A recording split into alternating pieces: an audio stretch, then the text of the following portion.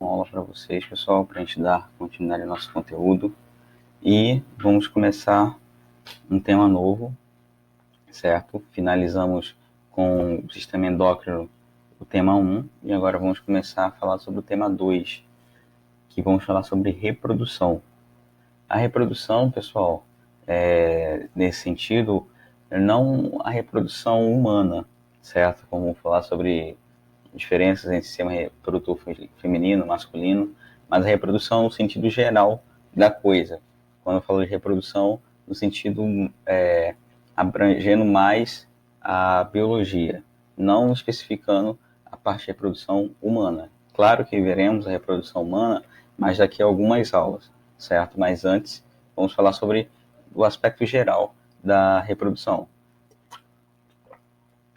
Então, ó, acompanhe aqui o cursor e vejam aqui, ó, as orientações que eu deixei para vocês logo na capa dos nossos slides, que vai ser o que, ó, onde você vai encontrar esse conteúdo.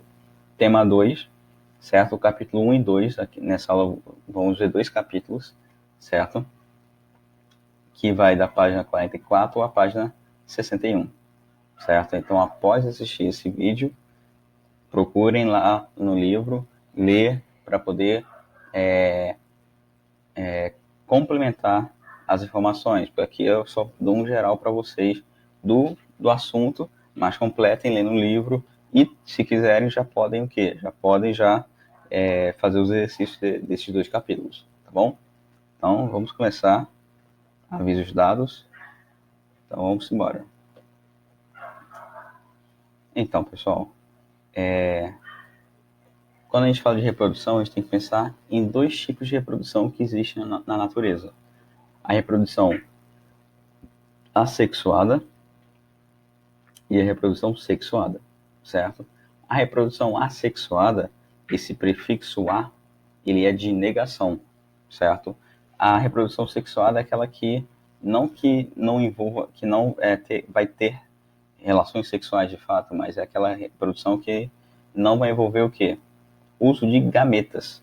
O que são gametas? Os gametas são células sexuais, por exemplo, espermatozoide e óvulos, certo? E o indivíduo, por meio da reprodução assexuada, o que ele vai fazer? Ele vai utilizar o próprio material genético e o próprio corpo para poder gerar um novo indivíduo, certo? Diferente da reprodução sexuada, que a reprodução sexuada é aquela que vai envolver o quê? O uso de gametas, certo? Então você precisa do quê? De 2 indivíduos, cada um vai ceder um gameta, que, quando combinados, vão dar origem a um novo indivíduo, certo? Vamos lá, vamos começando falando da reprodução assexuada. Bom, a reprodução sexuada, como nós já vimos, é aquela que não faz uso de gametas. E na natureza nós temos alguns tipos de reprodução assexuada, certo? Então nós temos aqui, ó, a divisão binária, a fragmentação ou regeneração, o brotamento, a esporulação e a partenogênese. Vamos ver cada uma. Vamos lá, divisão binária. Divisão binária, esse binário vem de 2. Então você tem um indivíduo que ele vai o quê? Ele vai se dividir gerando 2 indivíduos, certo? Então, o indivíduo ele sofre uma divisão e gera outro. Então, esse processo ele é muito comum em seres unicelulares, certo? Que tem uma única célula, certo? E vão se dividir. Então, por exemplo, bactérias fazem muita divisão binária. É por isso que, por exemplo, você tem que ter um cuidado danado com bactérias, porque bactérias têm uma capacidade de multiplicação muito grande. Então, por isso que é importante, por exemplo, você sempre manter uma boa higiene, lavar sempre as mãos, porque as bactérias elas se multiplicam rapidamente. Você tem contato com elas, aquele pouco de bactérias que teve contato com a sua mão, ela pode rapidamente proliferar e produzir muito mais bactérias, certo? Tanto é que, por exemplo, o uso de antibióticos. O uso de antibiótico é para poder você o quê? Atrapalhar a reprodução das bactérias para dar tempo do seu corpo poder combatê-las. Porque as bactérias, quando elas estão num ambiente propício, elas se multiplicam desesperadamente, certo? Então, as bactérias fazem o uso de divisão binária e os protozoários também fazem isso, certo? Bom, a fragmentação ou regeneração é quando o quê? O indivíduo ele vai sofrer o quê? Ele sofre algum dano em que ele perde uma parte do corpo e aquela parte que foi separada dele vai dar origem a um novo indivíduo, certo? Então, é um tipo de reprodução que é muito utilizado porque por estrela do mar. A estrela do mar, quando ela pega um dos braços dela, aquele braço que foi partido vai dar origem a uma nova estrela do mar, certo? Nós temos aqui a planária, que é um tipo de plateuminta, um verme achatado, que quando você corta o corpo dela em vários pedaços, cada pedacinho vai dar origem a quê? Uma nova planária. Então, isso é uma fragmentação, ou também chamada de regeneração, certo? E aqui nós temos o brotamento, certo? No caso, esse brotamento aqui não tem ligação com vegetais, no caso, certo? Que formam brotos e tudo mais. Isso aqui é um brotamento só com animais, no caso. É um processo em que, tipo, o indivíduo ele vai dar origem a um novo indivíduo que vai nascer dele por meio de um broto, certo? Então, ele tem o corpo dele está aqui, e aí começa a nascer um novo indivíduo do corpo dele, vai brotando do corpo dele, então é um brotamento. Então quem faz isso? Ó, as águas-vivas fazem isso, a anêmona do mar, que é um tipo de quinidária do mesmo grupo da água-viva, certo? Só que em vez de ela nadar por aí, deixa eu voltar aqui, ela fica presa num substrato. A hidra também é um quinidário igualzinho à água-viva e a anêmona do mar, certo? Bom, temos também a esporulação. Esporulação é um processo de produção de esporos, certo? Então, o indivíduo lança esporos no ambiente, e esses esporos vão cair em algum lugar que vão dar origem a um novo indivíduo. É um tipo clássico de reprodução que você vê muito em fungos. Os fungos, pessoal, como é que eles se espalham no lugar? Por meio dos esporos, certo? Então, por exemplo, todo mundo deve ter visto, por exemplo, aquela frase que basta uma fruta podre para estragar um cesto todo, por conta disso. Aquela fruta que está começando a apodrecer, ela está com fungos nela. E aí, como é que esse fungo vai estragar as outras frutas? Porque ele vai liberar esporos que vão pegar nas outras frutas e o fungo vai se desenvolver também nessas outras frutas, certo? É dessa maneira. E também temos aqui, ó, a partenogênese, certo? A partenogênese é um processo em que, quando um óvulo que não é fecundado, esse óvulo, a princípio, ele não deveria o quê? Não deveria vingar, não deveria se tornar nada, mas só que no caso da partenogênese, esse óvulo que não foi fecundado, ele vai se desenvolver. Ele se desenvolve para formar um novo indivíduo, certo? Então, no caso aqui, isso é muito comum com as abelhas, em específico os zangões, que são o macho da espécie. Então, por exemplo, as fêmeas, elas são obtidas por meio do quê? Do reprodução sexuada, onde tem um espermatozoide que fecunda um óvulo e dá origem a uma fêmea. Só que os machos não. Os machos são óvulos que não foram fecundados.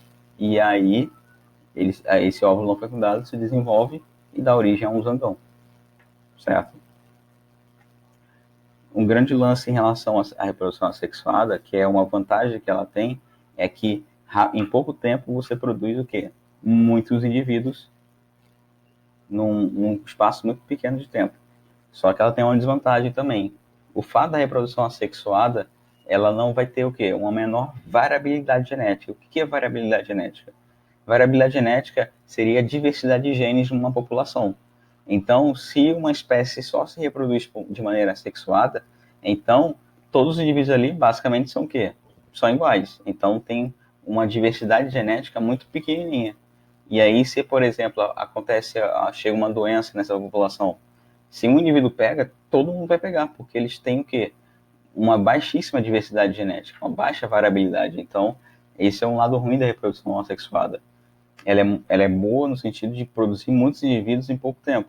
Só que ela é ruim porque ela não gera variedade genética, certo? E isso para uma população é perigoso. Aqui, ó, nós temos aqui um gifzinho aqui de divisão binária. Isso aí são bactérias se reproduzindo, pessoal. Olha só como que elas fazem. Rapidamente se multiplicando e tomam conta do lugar. Essa é a divisão binária.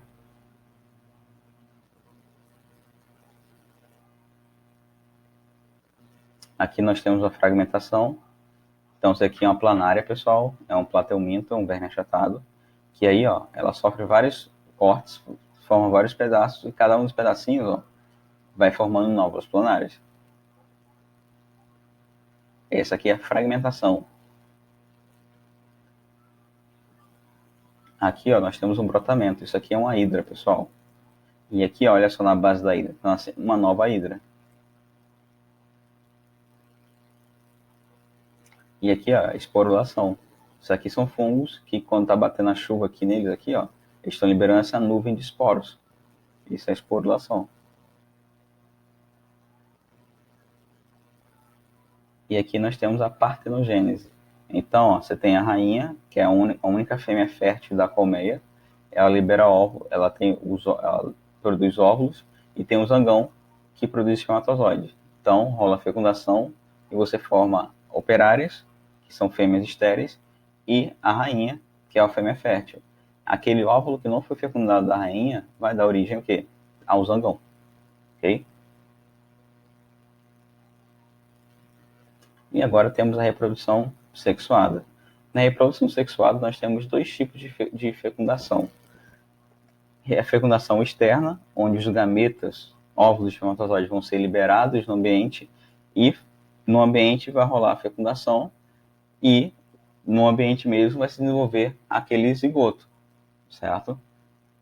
E temos a fecundação interna, que é quando o encontro do gameta se dá dentro do corpo da fêmea, certo? Ocorre a cópula, então o espermatozoide vai encontrar o óvulo lá dentro da fêmea para ocorrer a fecundação e gerar um novo indivíduo, certo? Então, temos aqui a fecundação externa, que é comum a anfíbios, os sapos, peixes também fazem isso. Então a fêmea coloca os óvulos dela, e depois o macho insemina com seu sêmen para poder fecundar e gerar girinos, certo? Fecundação externa. E aqui a fecundação interna. Então a gente tem aqui duas tartarugas, em que elas estão se acasalando, e aí a fecundação está ocorrendo aqui dentro da fêmea, certo? Apesar de ser um réptil, então botar ovos, então o que vai acontecer? André, mas então o embrião se desenvolve fora da fêmea. Sim, se desenvolve fora da fêmea, mas só que a fecundação vai ser o quê?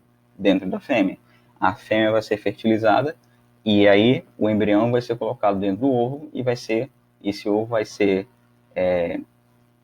posto no ninho e depois vai dar origem a uma nova tartaruga, certo?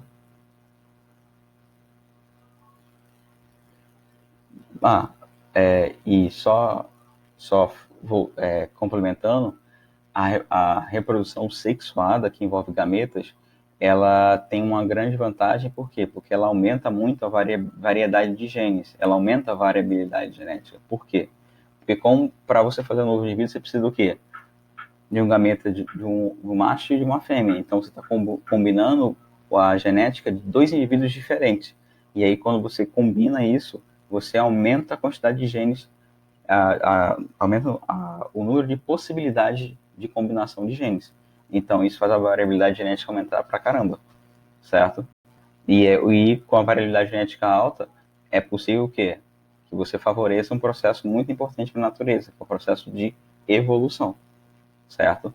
Então, a reprodução sexuada, quando ela surgiu na natureza, ela facilitou muito o processo evolutivo das espécies, certo? Bom, quando a gente está falando de reprodução, a gente também tem que falar de comportamento reprodutivo de animais, certo? Então, dependendo da espécie, você tem os mais variados tipos de comportamento, certo? Então, isso aqui ocorre com animais que fazem reprodução sexuada, certo? Então, os animais de reprodução sexuada precisam fazer o acasalamento, que é um comportamento que antecede a cópula. Ou seja, antes de rolar de fato a cópula, a reprodução acontecer, tem o quê? O comportamento chamado de acasalamento, que são comportamentos que vão desde que a corte, vão desde a exibição, a luta, que entra vários fatores aí para que possa o quê? Ter um encontro entre parceiros para a procriação, certo? Por exemplo, alguns animais são monogâmicos. O que é monogâmico? Monogâmico é aquele indivíduo que arranja uma parceira e fica com ela pro resto da vida toda se reproduzindo, certo? E tem outras espécies que não tem essa monogamia. Então, toda vez que ela entra em período reprodutivo, ela vai acasalar com outros indivíduos. Então, por exemplo, um exemplo clássico de monogamia são as aves. Muitas espécies de aves são monogâmicas. A fêmea e o macho se encontram e ficam a vida inteira, até um dos dois morrer. Já outras espécies, como felinos, canídeos, entre outros, quando eles entram num período de reprodução, nunca é o mesmo parceiro em cada período reprodutivo. Sempre tem um diferente, certo?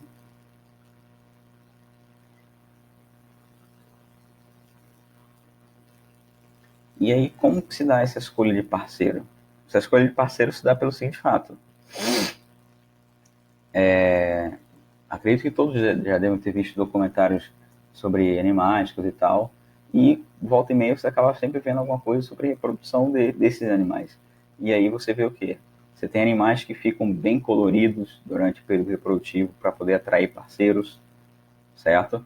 Geralmente, no grupo dos vertebrados, quem faz a escolha do parceiro geralmente é a fêmea. Então a fêmea vai escolher o melhor parceiro, vai escolher aquele macho que é mais colorido, aquele macho que é mais forte, aquele macho que canta melhor, no caso de aves, por exemplo, certo? Então a escolha vai se dar pelo quê? Pela coloração.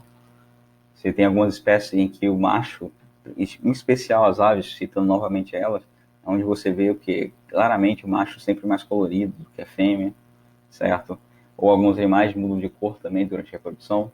Sinais sonoros, então, por exemplo, alguns animais vocalizam para poder atrair fêmeas, certo? Outros cantam. Você também tem alguns ornamentos. No caso, quando falo ornamentos, é o quê? Tem machos, por exemplo, que ficam com chifres maiores, crescem chifres durante a reprodução, certo? Ficam com uma plumagem mais bonita, certo? E aí também temos o que? Odores, porque alguns animais liberam feromônios, que são substâncias que atraem parceiros para poder reproduzir, então, uso de odores, recursos do território, então, muitas vezes, muitas espécies, o macho, ele cuida do território que tem comida, que tem espaço, certo? Então, isso também é um atrativo para ele, um parceiro, certo?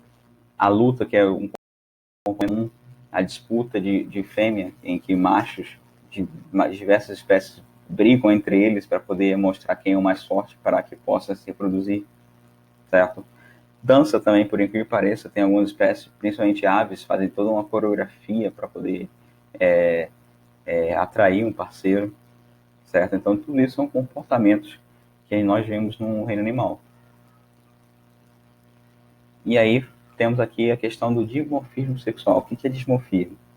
Dimorfismo são diferenças entre sexo, certo? Então, por exemplo, em algumas espécies, você vê o macho e vê a fêmea, você não consegue diferenciar, batendo no olho assim, pô, isso aqui eu não sei o que isso aqui é um macho, isso é uma fêmea. Mas agora, em outras espécies, você olha os dois, se você compara, você não sabe dizer, isso aqui é o macho, isso aqui é a fêmea, certo? E aí esse dimorfismo, ele implica no quê? Ele implica em tamanho diferente, então às vezes a fêmea é maior que o macho, ou até o macho é maior que a fêmea, certo? Fêmea sendo maior que o macho é muito comum em invertebrados. Invertebrados têm isso. Porque como são as fêmeas que botam ovos, então elas têm que ter um corpo maior do que o macho, certo? Em invertebrados. Em vertebrados é comum que o macho seja um pouco maior que a fêmea. Você também tem cores diferentes, estruturas diferentes, certo? Então, ó, você vê aqui, ó, o leão e a leoa. O leão, o macho, ele tem essa juba bem majestosa. A fêmea já não tem essa juba. Aqui, o pavão fêmea e o pavão macho. O macho, ele é muito mais colorido, tem essa cauda gigante, bem colorida. A fêmea não, a fêmea é mais discreta, certo? Não chama tanta atenção. Aqui em vertebrados, você nota aí, pelo tamanho do abdômen. isso aqui vai ser uma fêmea, que tem um abdômen maior, que ela bota ovo. E aqui, ó, um pouco menor, o macho. Então, isso é dimorfismo sexual. Até mesmo nós podemos ver dimorfismo sexual na nossa própria espécie.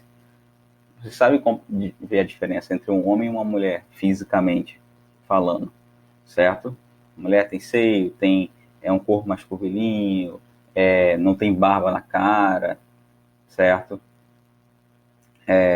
O homem tem uma voz mais grossa, a mulher tem uma voz mais fina, o homem tem mais massa muscular. Então, tudo isso entra o quê?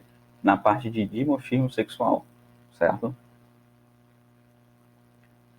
E aqui nós temos ritual de corte, que é o quê? Algum ritual que para cortejar, certo? Então, por exemplo, alguns sapos ficam o quê? Ficam emitindo sons para poder atrair fêmeas, certo? O famoso coachar do sapo, certo?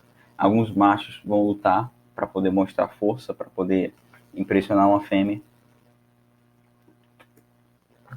Então, tudo isso aqui são alguns exemplos de ritual de corte. Alguns pássaros têm um canto belíssimo. Esse canto é para poder, às vezes, muito bem marcar território ou até atrair fêmeas também para a reprodução, certo? Tudo isso é ritual de corte.